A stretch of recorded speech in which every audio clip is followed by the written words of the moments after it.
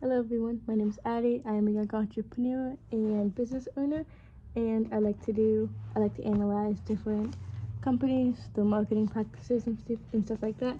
And today we're going to be analyzing everybody's favorite company. I don't really know if it's everyone's favorite, but a well-known one, and that is Wendy's.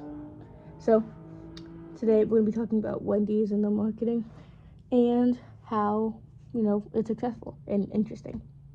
So basically, Wendy's form of marketing is if you don't already know, it might be seem kind of random. But basically, they make posts like on Twitter, and it's basically it's hard to explain if you don't know what roasting is, but they roast competitors and followers and just basically say funny stuff for exposure. So as a note, before I sort of get more into it, this is a form of guerrilla marketing, and I want to tell you guys what that's about. So it's actually, the term is derived from guerrilla warfare, if you know what that is. But it's basically innovative, unconventional, and low-cost marketing techniques aimed at obtaining maximum exposure for a product. However, I did put a notice that this is a very risky form of marketing. Roasting is a term of sort of calling people out for stuff, which obviously if you say the wrong thing, that can be incredibly risky. And actually, in some of my upcoming videos, I do have a few examples of how marketing campaigns like that have gone wrong. So basically, what do? They use Twitter to create funny/witty posts, roasting competitors. Basically, there was a pretty viral one. You know how people always say that the McDonald's ice cream machine is broken? Wendy's made kind of like a post about making fun of them for the broken ice cream machine. McDonald's ice cream machine is always broken, but hey, at least we have ice cream here, something like that. So it's kind of like, I don't know. It's a way to get people to notice you, and the fact that it was so crazy, that a corporate company like that would do something like this brought a lot of attention to it, and it's pretty playful. But they do it in a way so it's not overly offensive. So why did this work? It's personal. Basically, a lot of people, would directly make posts to Wendy's, and Wendy's, the marketing executives and stuff would actually respond. It would directly respond to the people and companies. It allowed them to seem more like a friend and less like a corporate entity. So, corporate things, like corporate America, is often seen as fully professional. They always want to do the right thing. Whenever they do something wrong, they make these really fake looking statements that don't really mean anything to anyone. But by doing this campaign, it made the company seem more like a friend than an actual company, which, brought people closer to it.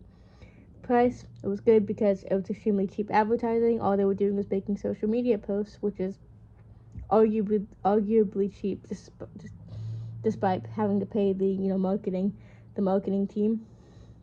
And it has the ability to gain followers easily and go viral very quickly, especially because what they were doing was so unheard of at the time. So this had a very, very, very likely possibility to go viral, because you're like, what do you mean Wendy just made a post calling out McDonald's for their ice cream machine? That's crazy. It was different. It was an unusual marketing strategy, which is also another reason why it's a form of guerrilla marketing. And this is what caused it to go viral as well. Very interesting to analyze, which is a note I put. I did this analysis. This will be a shorter one of the ones I'm doing, but I just figured it was very interesting because it's so different than a lot of the other companies have done. The marketing campaign was the opposite of being professional. And the one I have after this, I had KFC, which is also random, but another one after I have is Duolingo, and Duolingo's marketing is very similar to Wendy's marketing, kind of appealing to the younger generation, and sort of drama, I guess. But I did also say that it requires very high trust in Wendy's social media team. Wendy's has to put a ton of trust in the social media team to not say something crazy and outlandish, and to not basically ruin the whole company's reputation, because that's a lot on the line. But even then, since this campaign, if you go on TikTok, for example, you'll see a lot of companies have TikTok pages, and they make comments on videos, and you can tell it's obviously just a comment coming from the marketing person. So it's pretty interesting how a lot of companies have sort of adopted this persona of trying to seem more like your friend than a company, because that's what makes you want to buy from them if they seem relatable. And playful people wanted to be involved and enjoy following along and seeing what Wendy's does. So they got a lot of followers from this, and they got a lot of interaction. You know, people wanted to comment to them, and people wanted to get them to reply to them and make videos about it and all sorts of stuff. So just a way to do marketing to get a lot of people interacting, and just really interesting. And something that was kind of before its time. I feel like it's a lot more popular form of marketing now, but it's just at the time it was incredibly interesting because it was, like so crazy.